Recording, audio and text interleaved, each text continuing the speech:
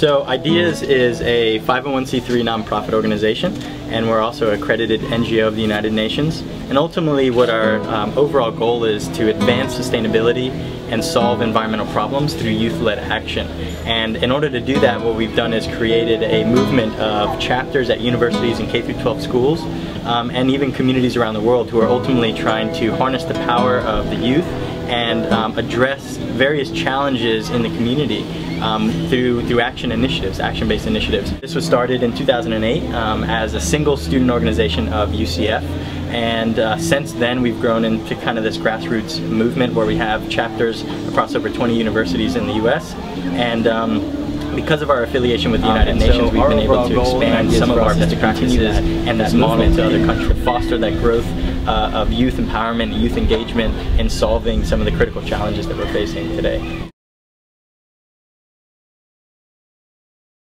Yeah, I mean, one of the biggest things in that if you truly want to create a global solution for these problems that are facing us, you want to have local action. And some of the best practices that we found is to try to be as open to new ideas and to also be as interdisciplinary as possible. It's so often that in environmental organizations you get a bunch of people at the table looking at one another who feel the same way. They have the same sentiments about the environment. But if you want to get somewhere, you have to leave where you are. And the most important way for us to do that is to bring people to the table, bring students who are in the community of the campus, who are from a very different educational background from sustainability. Someone getting a degree in international business and government, for instance, may not have a single sustainability or ecology class in their education. And that's really unfortunate.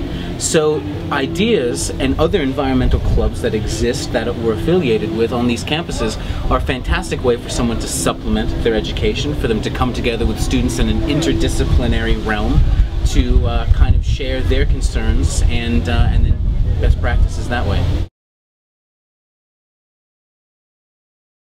The really cool initiatives that we've done, that we've seen a lot of results from, is the need to address energy consumption on our campuses. And there are a lot of these energy competitions, so to speak, that are going around. We created a 2.5-month competition at UCF. We ended up saving over $41,000 of electricity costs, and that came down to each individual student saving only $2.50 of electricity per month in that competition. Something very small, but showing that collective action and people coming together and doing their own little piece can actually turn out to be huge results. Yeah, I think that one of our biggest aspects is looking at precisely how our organization is more like an organism. And largely it comes down to how we're constructed. And that there's a wonderful model that describes this that's very easy for people to understand. It's called the starfish and the spider. And if you look at a starfish, you've got a creature with an echinoderm, 5 points on it. You chop it up, and as long as some of that central disc is left over, the starfish survives. It even regrows into a new starfish. But you take something like a spider, for instance, and you decapitate the animal, it's done for. And organizations can be like that too. A head of an organization, take the head off, the rest crumbles. But I.D.E.A.S, and what we really feel will be the new horizon for these social organizations that really have a cause behind them, is to motivate people in their own local communities to take control themselves and to become self-sufficient. We merely provide them with assistance, inspiration, and anything else that we can do. But it's truly up to them. You won't have real substantial change unless it's driven from a place of passion and not anywhere else.